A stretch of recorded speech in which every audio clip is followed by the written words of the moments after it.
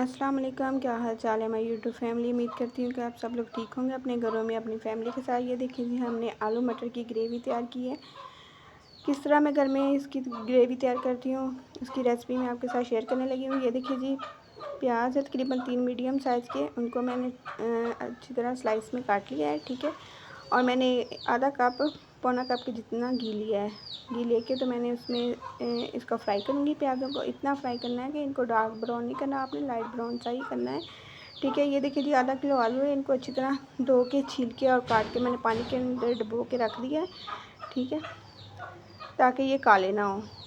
ऐसे रखोगे ना आप तो काले हो जाएंगे, ठीक है। पानी के अंदर डुबो के रख दें तकरीबन आधे घंटे के लिए भी, कुछ नहीं होता उन्हें, ठीक है, काले नहीं होते। ये देखिए जी, हमने जो प्याज डाले थे उन्होंने अपना कलर चेंज कर लिया, थोड़े से वाइट से हो गए हैं, तो अब हम ब्राउन से हो गए हैं। तो अब हम इसमें दूसरा मसाला ऐड करेंगे, वो है 1 टमाटर, ठीक है, 5-7 हरी मिर्ची हैं, 1 बल्ब लहसुन का और 2 इंच का टुकड़ा अदरक का है, ठीक है। इनको मैंने ब्लेंडर के अंदर डाल के तो इनका पेस्ट बना लिया है, क्योंकि ग्रेवी बनानी है ना, तो ग्रेवी में पेस्ट ही अच्छा लगता है, ठीक है।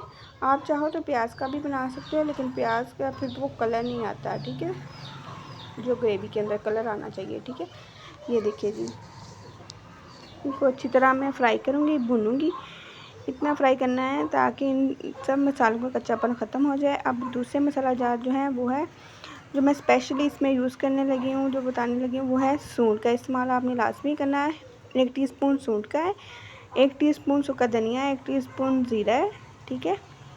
2 टीस्पून जो है वो है पिसी हुई लाल मिर्च के, 1 टीस्पून दादर मिर्च का है और 1.5 खाने का चम्मच नमक है और तकरीबन 1.5 टीस्पून जो है वो हल्दी डाली है मैंने। और ये वही ब्लेंड है जिसके अंदर मैंने मसाले पीसे, उसी के अंदर पानी डाल के तो मैं जो है वो मसाले में ऐड कर रही हूँ, ठीक है।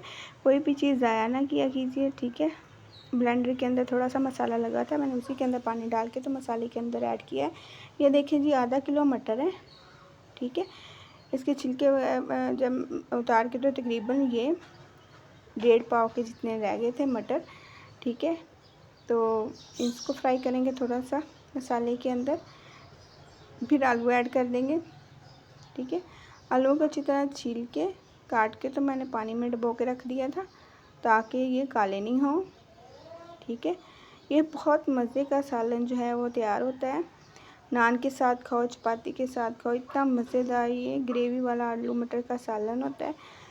मैं घर में ऐसे ही बनाती हूँ, आप भी प्लीज़ ट्राई कीजिएगा, बहुत अच्छा बनता है। इसको हम इतना फ्राई करेंगे आलू मटरों को कि इसके अंदर जो नमक मिर्च मसाले जाते हैं ना, वो अच्छी तरह मिक्स हो जाए, यानी कि रच जाएं आलूओं के अंदर, ठीक है। और इतना अच्छा इसका कलर आया था एंड पर, इतनी अच्छा मज़ेदार जो ग्रेवी वाला आलू मटर का सालन तैयार हो गया था। ये देखिए, जो मैं स्पेशल चीज़ एक और डालने लगी हूँ वो है चाइना साल्ट, वो बहुत अच्छा लगता है इसके अंदर। आप चाहो तो कनौर क्यूब्स भी डाल सकते हो, ठीक है, चाहो तो चिकन पाउडर डालो, इन चीज़ों के साथ बहुत अच्छा टेस्ट आ जाता है, ठीक है। ये देखिए जी, अब हम ऐसे मिक्स करेंगे ताकि प्याज टमाटर जो भी हैं वो अच्छी तरह से घुल जाएं ग्रेवी के अंदर। ये देखिए जी, अभी आलू और मटर जो हैं वो कच्चे हैं, हम इसमें पानी डाल के तो इनको पकने के लिए रख देंगे ताकि इनका कच्चापन जो है वो ख़त्म हो जाए और आलू जो हैं वो गल जाएं। ये देखिए जी, कितनी अच्छी लुक आई है इसकी और घी भी अच्छी तरह से ऊपर आ गया है। सब्जियां डालने के बाद आप इतना भुना करें उनको कि घी जो है वो ऊपर आ जाए अच्छी तरह से, ठीक है। और मसाला जो है वो सब्ज़ी के अंदर अच्छी तरह रच बस जाए ना, तो बहुत मज़ेदार ये सालन जो है वो तैयार होता है, ठीक है।